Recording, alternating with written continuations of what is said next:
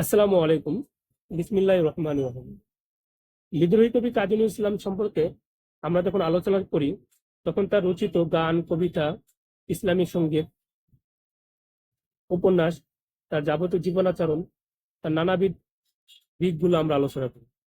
তেমনিভাবে আজকে যে বিষয়টি নিয়ে আমরা আলোচনা করবো সেটা হচ্ছিল প্রবন্ধ।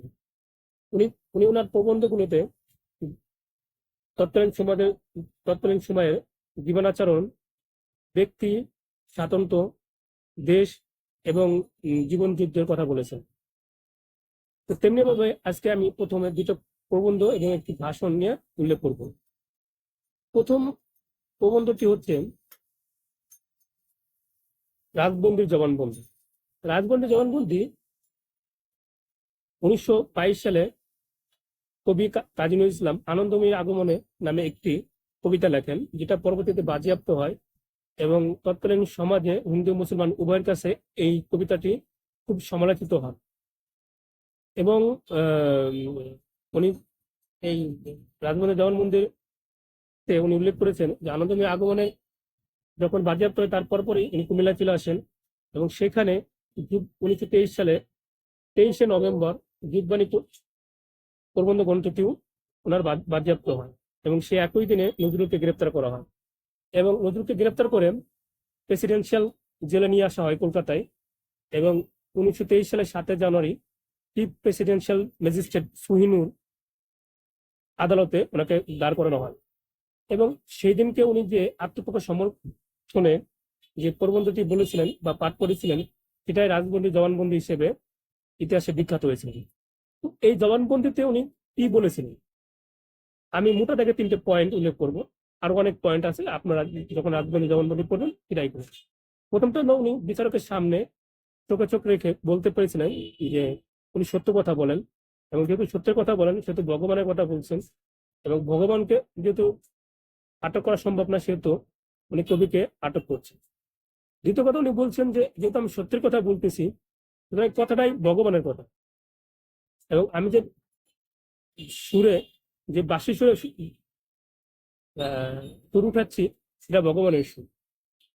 সুতরাং এই সমাজের দায় হচ্ছে আমাকে না ধরে ভগবানকে ধর, যেটা সম্ভব না।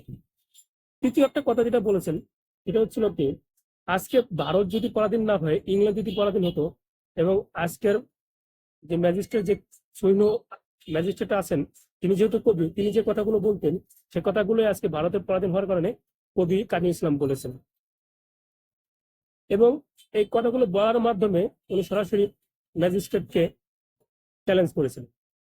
মোটামুটি রাজপথে জবানবন্দি বিখ্যাত হওয়ার পেছনে এ কয়েকটা কারণে আছে। দ্বিতীয় যে প্রবন্ধটি বলবো সেটা হচ্ছিল বড় প্রীতি বালির বা। এর পিছনে একটা ইতিহাস আছে। এই পিছনে ইতিহাস হচ্ছিল বিশ্বকবি রবীন্দ্রনাথ ঠাকুর কোন একটা ভাষণে, কোন একটা সংবর্ধনা অনুষ্ঠানে ভাষণে উনি বলেছিলেন যে আজকাল একজন তরুণ কবি রক্ত অর্থে খুন ব্যবহৃত খুন শব্দটি ব্যবহার করেন এবং যেটা দৃষ্টিগুপ্ত এবং পরবর্তীতে এটা প্রবন্ধ আকারে ছাপা হলে নজরুলের দৃষ্টিগোচর হয় এবং নজরুল এই কথার জবাবেই বড় প্রীতি বালির বাচ্চা প্রবন্ধটি লেখেন। কিন্তু উনি যখন এই প্রবন্ধটি লেখেন উনি অনেক পিছনে চলে যান। যখন 1923 সালে ওনাকে সশ্রম কারাদণ্ড দেন, তখন রবীন্দ্রনাথ ঠাকুর ওনার নামে একটা গীতনাট্য উৎসর্গ করে দিলেন। গীতনাট্যটি হচ্ছিল বাসন্তী এবং এই গীতনাট্য বাসন্তী ওনার নামে উৎসর্গ করার কারণে ওই তৎকালীন সমাজে, সাহিত্য সমাজে একঘরে হয়ে গেছিলেন। কিন্তু তাই নয়, ওনার নামে নানাবিধ উৎসাহ রচনা করা হয়েছিল এবং ওনাকে প্রায় হিংসাত্মক কথা বলা হইতো এবং ওনার খুব কাছের বেশ কিছু লেখক ওনার নামে এমন এমন কথা বলতেন, ব্যক্তিগত আক্রমণও করতেন। সেই রবীন্দ্রনাথ ঠাকুর যিনি উনি ওনার নজরুলকে বাসন্তী গীতনাট্য উৎসর্গ করেছিলেন, সেই রবীন্দ্রনাথই ওনাকে যখন এই কথা বলেন এবং তখন ওনার আঘাত লাগে, তখন এই প্রবন্ধতে উনি বলেন যে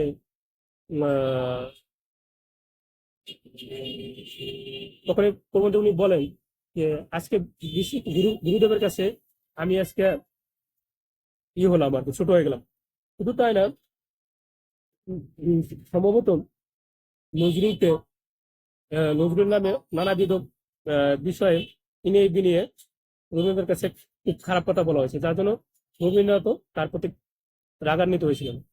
পরবর্তীতে যখন এটা নিয়ে খুব ঝামেলা শুরু হচ্ছে এবং শনিবার চিঠি, তখন বিখ্যাত পত্রিকা শনিবার চিঠি এটা নিয়ে নানা কুৎসা রচনা করতেছিলেন, তখন বীরবল অর্থাৎ প্রমোদ চৌধুরী উনি একটা প্রবন্ধ লেখেন যে বাংলা সাহিত্যে খুনের মামলা।